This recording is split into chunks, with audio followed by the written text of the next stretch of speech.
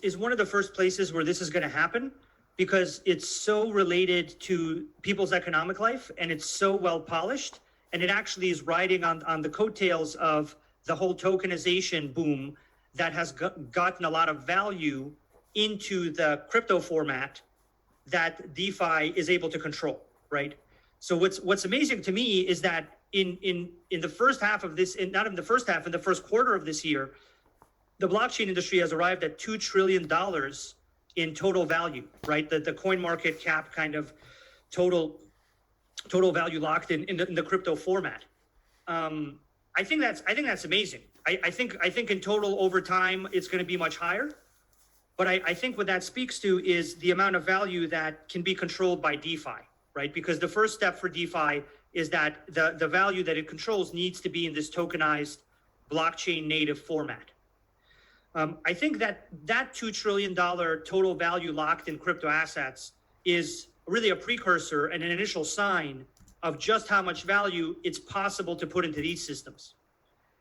Now, I think where we'll go from here is that those kind of crypto assets, stable coins, tokens are being polished as an on-ramp for the average person.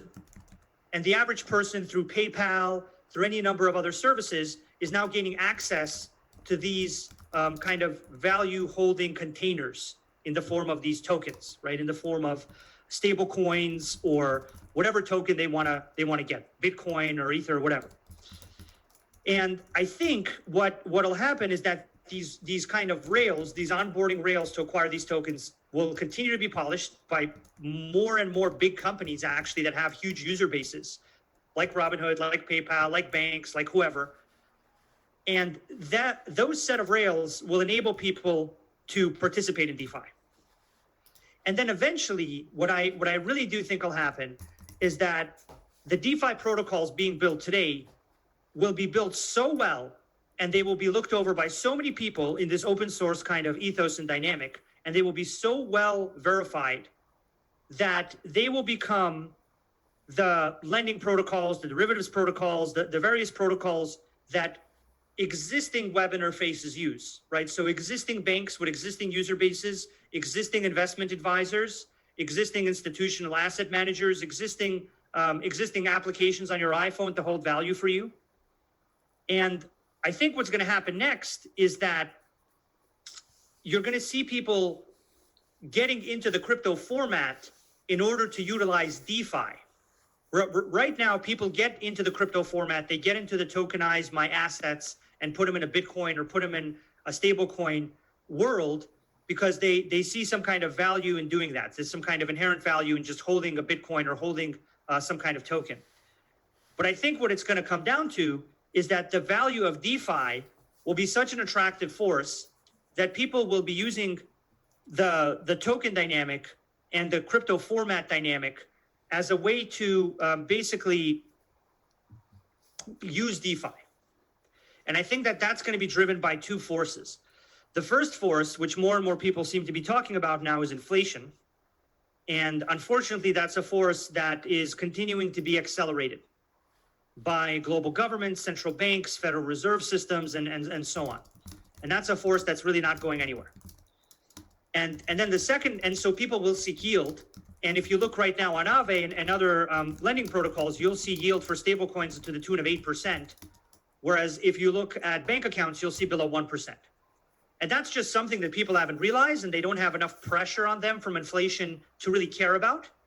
But once they really have that inflation going on and they really have that pressure to maintain the purchasing power of the assets they've worked their entire life to acquire, I think the place that's going to give them the best yield is where they're going to go.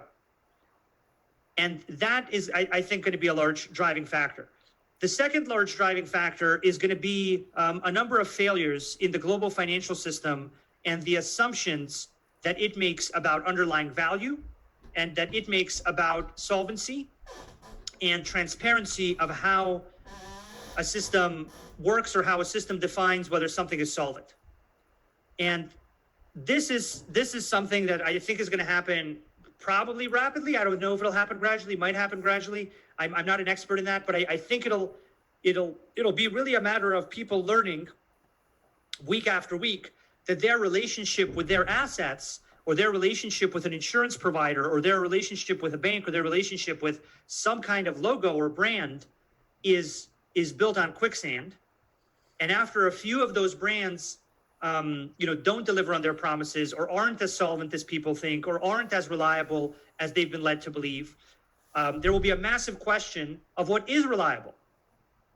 Where can I get reliability? Where can I get a transparent financial product? Where can I get a highly reliable system of contracts that guarantees me certain levels of risk and solvency and capital reserves around kind of my institution's holdings, my personal holdings? And I think the simple realization people will have, the same realization I had years ago, is that blockchains and hybrid smart contracts and decentralized finance is their only option. Up until decentralized finance, smart contracts, blockchains, the option people had was to go down the block to a different brand, which seemed like it had a better logo that would give them the same exact paper contract with the same exact, basically bullshit story.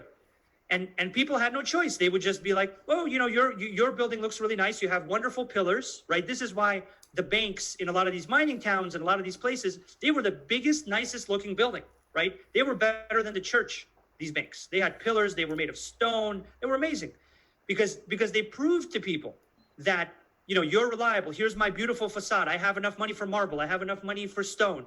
It's a really reliable thing. This has been the agreement people have had for centuries with institutions and also with each other through institutions.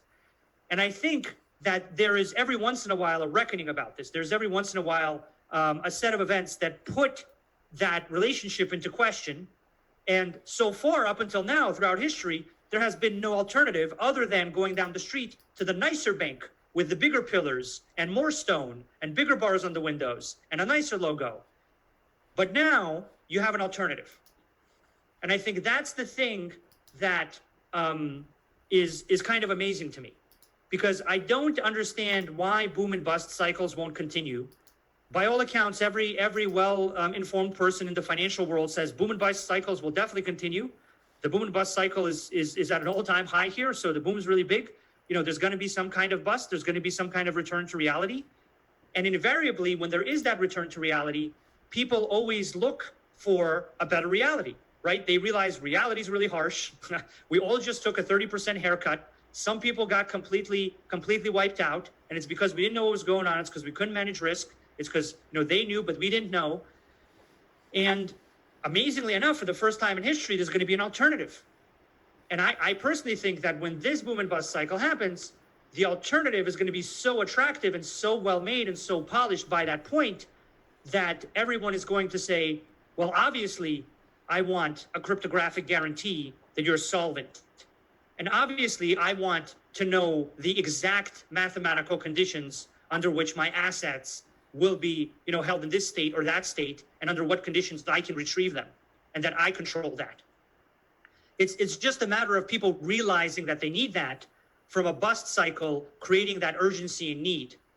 And I think that's probably going to be the large macro force that pushes the global financial system over the edge and completely into blockchain land, in my opinion.